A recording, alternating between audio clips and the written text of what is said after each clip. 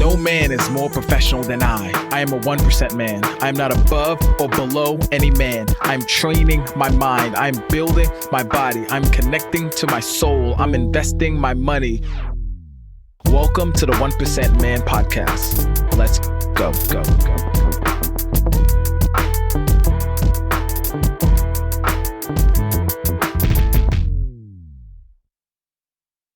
My brother, what is up? I'm so excited that you're back on the 1% Man Podcast. On the 1% Man Podcast. I had to say it clear. Excuse me. I don't even know what's going on today, but I'm super excited because today I start my journey of shooting one podcast every single day. Now, the reason why I'm shooting one podcast every single day is for consistency and to find my voice. Something great happens when a man makes a commitment and commits to it all the way. I've been recently rereading Russell Brunson's book, .com Secrets, and he talks about how if you are going to master finding your voice and master talking to your audience, the first things first you need to do is you need to either write a message every day, blog every day, do something every single day, so that way you find your voice and you're able to speak to your people. So today starts that second day of 100 days, right? And it's super exciting because it falls in line with the 1% Man Challenge as well. But today I want to talk to you about a book that has recently changed my life. And I believe that every man should read this book. And the reason why is because the difference between the 1% Man and every other men's coaching program or like Men's Health or any other men's brand is that we put money at the forefront. Financial health is super important because there's no way that you can be 1% if you have debt, if you have credit card debt, if you have anything holding you back or holding you down, even emotional traumas, right? As well as mindset issues.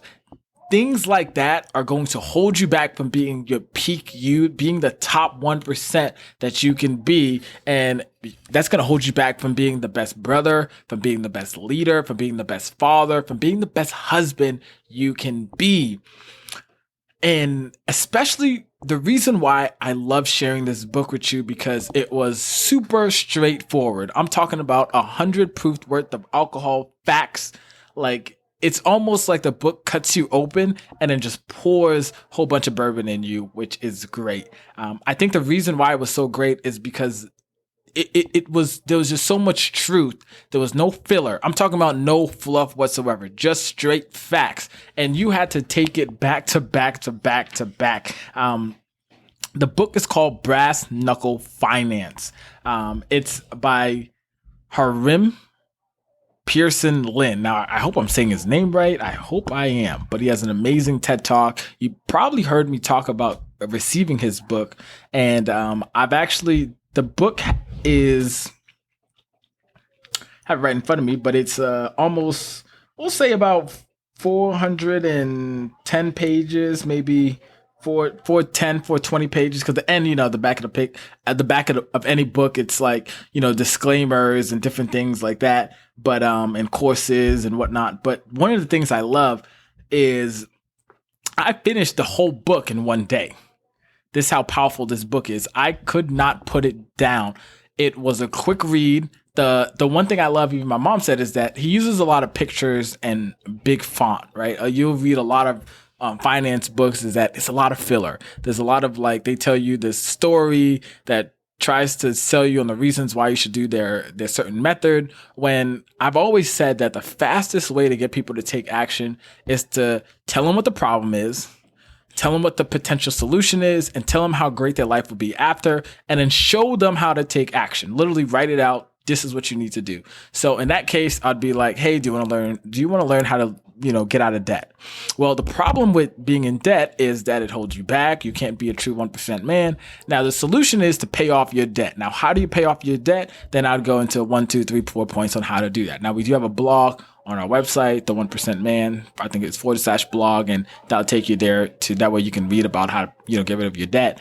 But I had to reach out to this guy and actually get him on the podcast because the book was just amazing. And the reason why is, yet again, I'm gonna go back to this book. The reason why it's amazing is because he didn't spend, like I said, any time going over some elaborate story or some hook or something to really buy you in. He gave you the facts and he said, this is how your life is going to be better. This is how much money you can be making. Used a lot of pictures, used a lot of, big font so anybody can read it. You don't even need your glasses. My mom, she's a lot older, and she said she didn't even need her glasses to read the book. That's what she liked. And she especially loved the fact that it was straight to the point, right? That it was such an easy read. And the next thing you know, you start flipping pages and you are already 200 pages in. I believe this morning I took about 30 minutes to read, and I was already 100 pages in reading. And about 30 more minutes later, I was probably already 300 pages in. And I had to stop and start talking to my mom about what I was reading because I was so empowered, and it completely changed the trajectory of what I wanted to do. So I was going to save 100K, but something that really struck out to me in this book is in the beginning, he talks about how credit is the slave ship and debt is the plantation, right? So everybody that's in debt is a slave, and you use credit to sail into slavery and get on the plantation. And for me, that was super powerful because as a 1% man, we're not above or below any man, but we are set apart to lead men. We're set apart to be leaders in our community. We're set apart to lead our family. And for you as well, I was thinking, man, if I'm truly a 1% man, how can I have this debt? How can I have all this consumer debt on me? So I said, I'm going to take a big risk. I'm going to sacrifice my time, and I'm going to sacrifice my money, and I'm going to pay it towards my debt instead of into my savings account. So if you have been reading the updates, I'm about $5,000 saved into my savings account, but I have about $16K worth of debt on a credit card. And I said, that's the last piece of consumer debt. Now, at Brass Knuckle Finance, JP says that student loan and mortgage are not included in consumer debt because those are just not included, right? And I'm following that same example as well. So I'm going to completely shed off, destroying all that debt as well. And another book I got of his was his investing book. So something that I saw him post on Facebook was that you should not learn everything you can about investing before you start investing, right? You want to jump in 2 feet first and enjoy and then learn in the process, right? So, but the biggest thing I'll say before you go into investing, before you do any of that, one thing that you truly want to do, my brother, is you want to become consumer debt free. Think about this, right? I am right now spending about $5,000 a month to pay a credit card. That means I'm taking sacrifices. I'm shifting money around. I'm cutting expenses, but another great book that I read is I Will Teach You to Be Rich. It's a 6-week program by Ramit Sethi, and he talks about living your rich life. And I believe the rich life that I truly want to live, is going to take me to sacrifice right now. It's going to take me to really live like no one else lives currently. And then, so that way I can live like no one lives later on. And that's from Dave Ramsey. Now, I've been reading a lot of these books. I've been putting all this stuff together, which is great.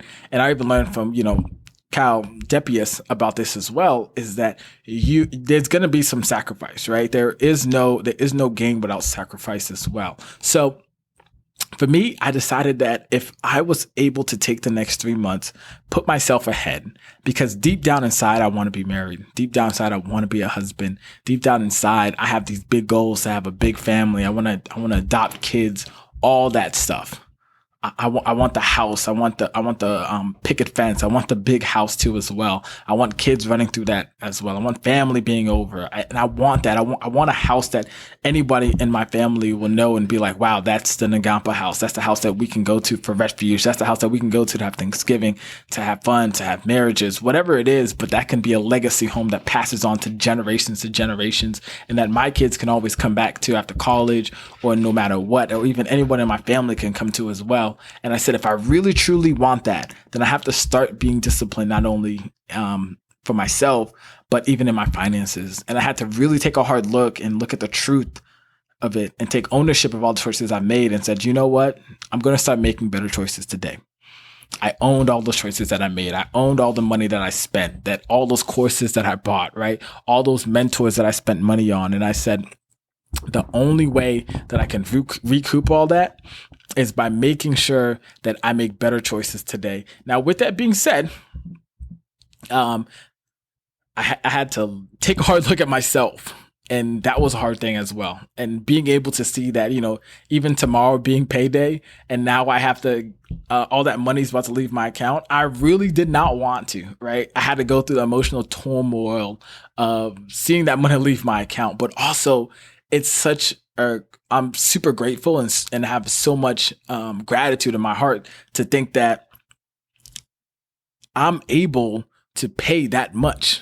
I'm able to do that. I'm able to do this, even at a time when millions of people don't have a job. How much gratitude is that I'm able to still talk about paying off my credit card? I'm still talking about doing these amazing things. So, and something that really got me too as well, and this is kind of off the track, but hey, get this brass knuckle book. I'm going to tell you that I don't make any money off of this. And if I did, I'll let you know or anything. But no, I make nothing off of this. I'm actually going to post this so that way you can get it as well in the show notes. But something that I really want to share with you too is that when you start talking about money, when you start talking to people about this, people are going to look at you all crazy. People are going to be like, oh my God. And I remember even specifically talking with a young lady. She thought I talked about money way too much. And most people have told me that, but let me tell you this, money brings up a lot of emotions. When you start telling people that you want to be consumer debt free, we start telling people you're going to look at your finances differently. That's going to bring up a lot of emotions for people, but don't let that carry on to you. A lot of people are carrying a whole bunch of bullshit and baggage when it comes to money and their personal relationships as well with it. So be aware of that as well. And last but not least, my brother, I want you to think about yourself. Think about looking at your numbers and thinking about looking at your money and really understanding where are you right now and where do you want to go? And ask yourself, what and how would your life be different if you were consumer debt free? What is that you truly want out of life? And you being consumer debt free, I bet whatever it is that you want will help you get there 10 times faster. You will feel so much joy with getting there, and your legacy will appreciate you being consumer debt free. Now, I truly want to say, hey, don't copy my vision for my life. Find a vision for your life and live that to the fullest. Okay. And until next time, my brother, your legacy starts today.